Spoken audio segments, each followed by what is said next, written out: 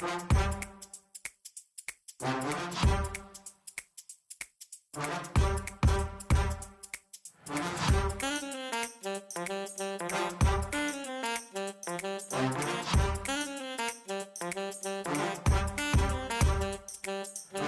I'm Mike Maloney, and welcome to another CSRM Podcast.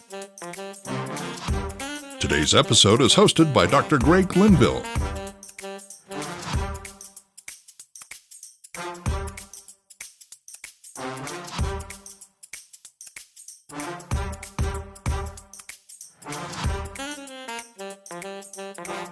Hi, welcome back to another CSRM Podcast. Greg Linville with you here, hosting and joined by my great friend, James. And James, welcome to the program. Yes, thank you for inviting me. And you have a background in sports ministry, and Yes. you have been a local church sports minister for a number of years. Mm-hmm. And I want you to share about that. But today, we're going to be talking a little bit about your mission you're involved in now, and some ways that some of our local church sports and rec people can connect with you, but also some of the things that you've learned in your journey. And so I'm excited about what's going to happen here today.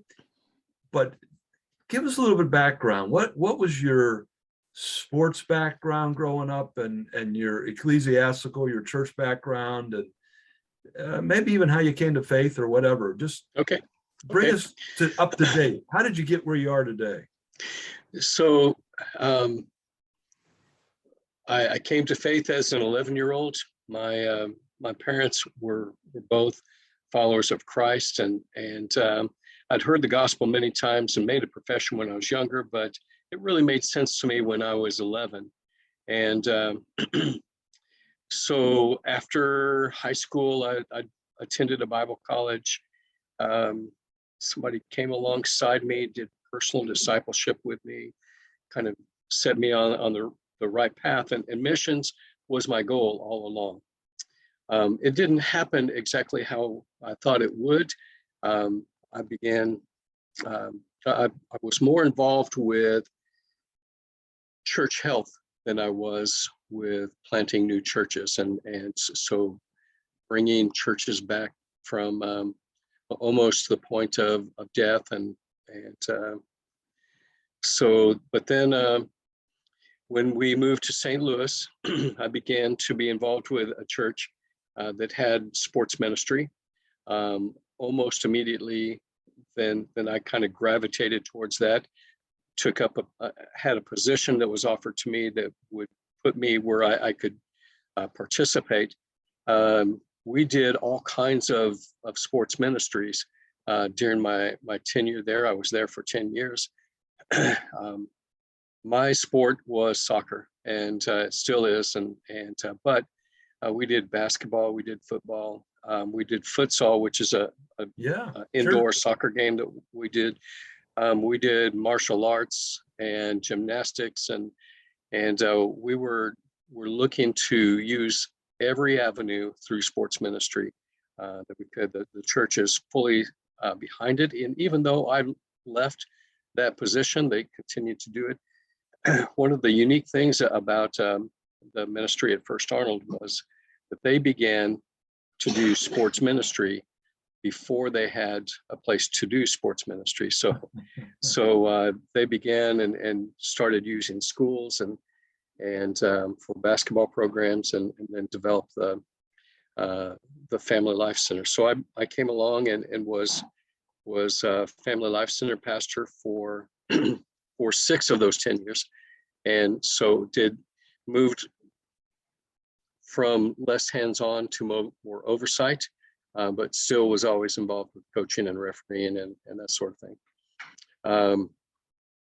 When I left, it was my pleasure that they hired a lady that I had hired to take my place, and she had come along as the sports ministry, my sports ministry manager, while I was a Family Life Center pastor. And she left for a little while, but then came back, and now she's She's the Family Life Center director, and still sports ministry is going strong there. So you, the name of the church was, and do you want to? Can you share that? Sure. And Sure. What was the denomination or background? So it is First Baptist Church of Arnold, Missouri. Arnold is a suburb of St. Louis, just south on the southeast side of St. Louis. A large church. Last I knew, something like 7,000 members. Wow. So a church that could do things, and Yes.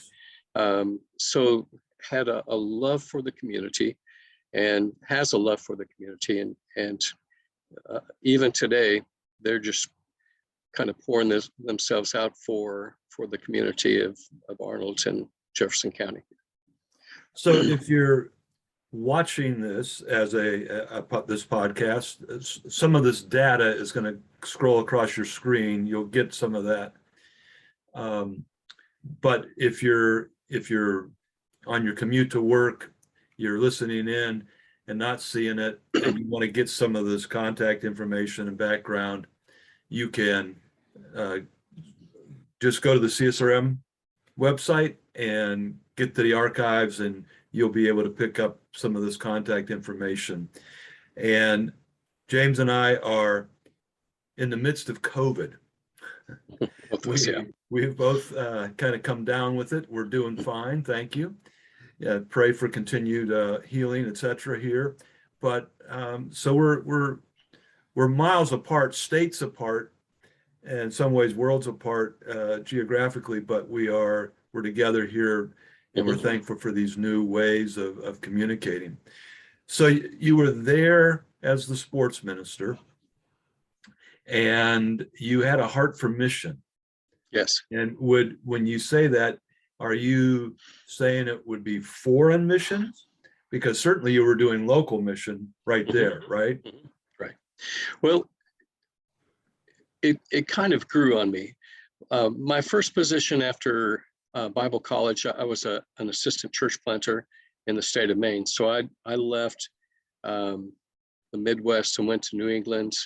And I did local missions. I did regional things all over, even through ministries of various kinds. But when I came to First Arnold, they had a ministry to the northwest of India, in a province called Punjab. And actually, I began saving some money. My son was getting ready to graduate from college, and I wanted to send him on this trip. He delayed, and I went instead. And it was one of those life-changing experiences for me. When I came back, a group of 28 of us went and scattered throughout the province. And when we came back, the leader of the trip told us the impact that we had made and the number of lives that had been changed. And I sat in the car and sobbed.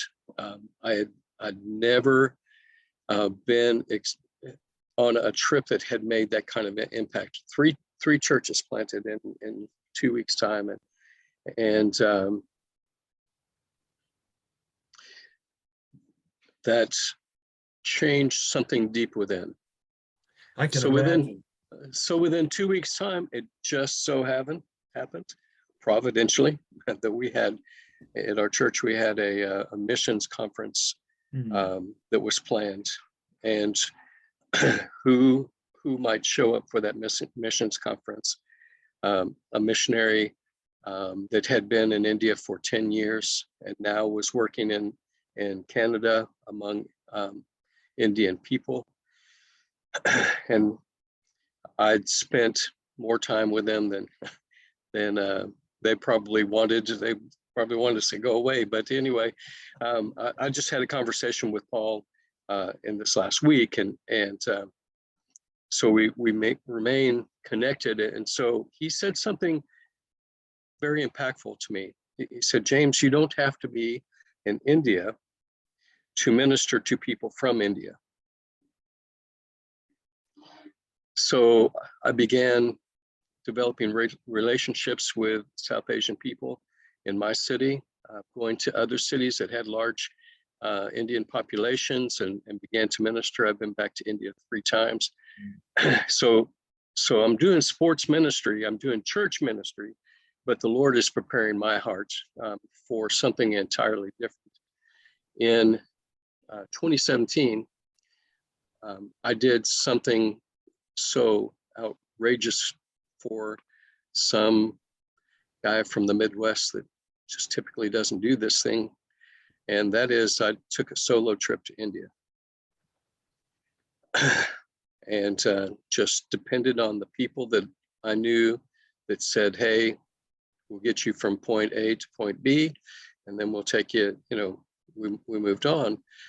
And so not with a group or agency, you just nope. Felt this call personally and you followed. I had an invitation. Yeah. And so this person said, I can do this part. And so I began talking, received funds for the trip. And when I came back, I knew that this was the beginning of something.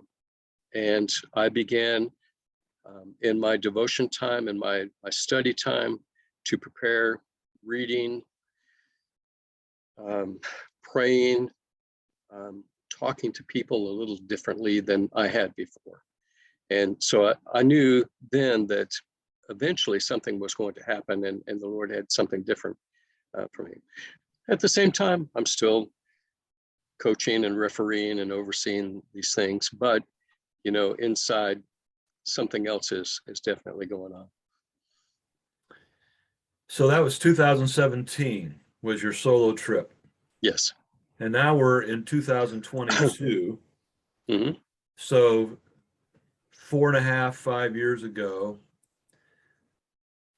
Bring us up to speed. Bring us up to date. Okay. What happened after that, and talk to where you are now? So I went to India the last time in February of 2020, right before the pandemic hit. And actually, that's when I encountered it the first time, came back with no symptoms. But anyway, this time when I came back, it wasn't just someday, just an indication that something now. And shortly after we arrived back, there was a group of about 7 or 8 of us that had gone from First Arnold. The whole world shut down. And so I don't know what anybody else felt, but I felt a whole lot like I was treading water. And for 2 whole months, our church did not meet as far as any kind of gathering. Everything was online, teaching was online, preaching was worship, that sort of thing. We began mid-May to gather again, but the Family Life Center, my main ministry, was closed down. And I began to prepare. I began to do all of the steps, try to find guidelines for fitness and sports center. What can we do? What can't we do?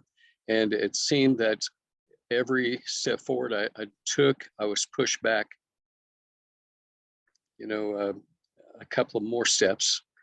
And in late May, early June, Greg, I just felt oppressed. And I talked to my brother, and then I talked to a very close friend, and like hours on the phone. And am I depressed? I don't understand what's going on with me. And finally, my very close friend said, James, have you considered that maybe you're in the wrong position?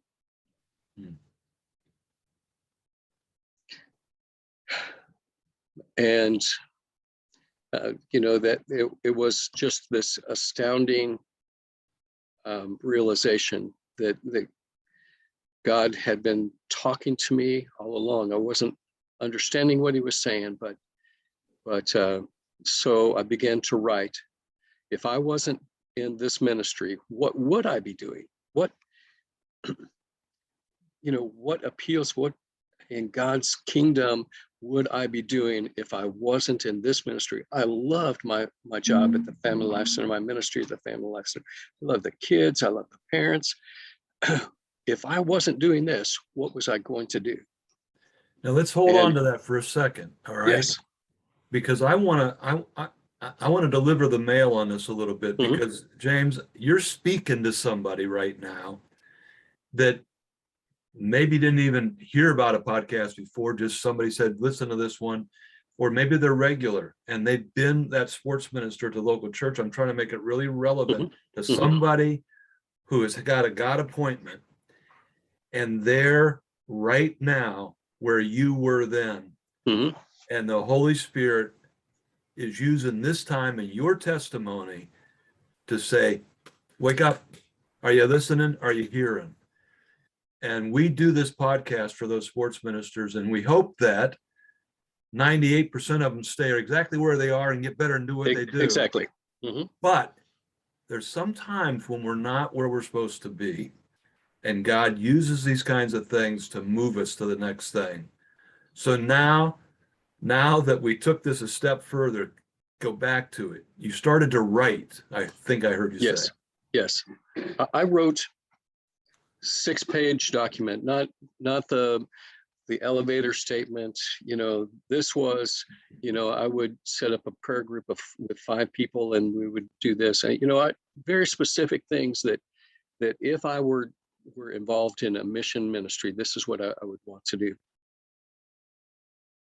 And I just waited. And so this is June. By early September, something happened. And I'm not going to give details, but this is kind of the shaking, right? This is, go James. This is the real prompting of the Holy Spirit to say, the time for a change is here. And so I came before my senior pastor and my supervising pastor, senior associate pastor. And I said, brothers, I feel called to missions. I want you to hold on there again. Because we are at the end of our time right now. And I'm going to encourage all who are listening, watching, they're on the edge of their seat. They want to know what happened there with that senior pastor. But we're going to tell you next time. And sorry for those of you that are watching this live, if you will, that this is coming out on a certain week. You're going to hear the rest of the story next week. But anybody that wants to hear this full story, this is going to be on the CSRM website. It's going to be archived. And I really think, I want to, again, affirm you, James, because I think there are some people that they've been feeling the promptings of the Holy Spirit, and they have not known what to do because they're uncomfortable with not knowing what to do. They're trying to figure it out. And I think the rest of your story is going to help encourage them. And then also there's going to be some who are not supposed to go, and we're going to encourage them to know that they're supposed to stay. Exactly. Yes. So we're going to hold on here with bated breath to hear the next step here. But I just want to thank you for not only joining us today, but also for being faithful. And again, if you're watching this, your contact information, if you'd like to talk to James, and if you are listening, James, give them, if you don't mind, how can they contact you?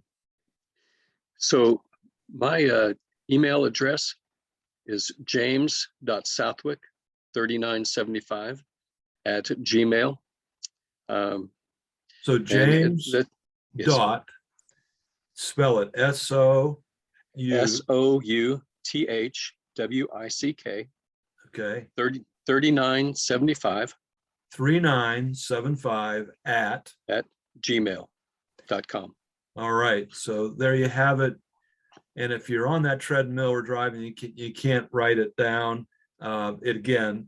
Just go to the website. If you don't want to watch it, just go to the very end and you're going to get, that's part of why we do it right at the end. But you can contact James directly. All right, James, thanks for sharing this part of it. And I expect everybody back next week listening to the next segment. The CSRM Podcast is a production of the Association of Church Sports and Recreation Ministers and their video production house, Overwhelming Victory Flix. Dr. Greg Linville is the executive producer, and Andrew Fouts is associate producer and editor. For more information about CSRM, visit csrm.org.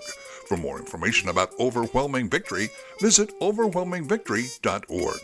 The CSRM Podcast is the flagship member of a new podcast network called Overwhelming Victory Radio. For more information on Overwhelming Victory Radio or to listen to our partner podcasts, visit overwhelmingvictory.org/OV radio. For CSRM Podcasts, I'm Mike Maloney. Have a blessed day.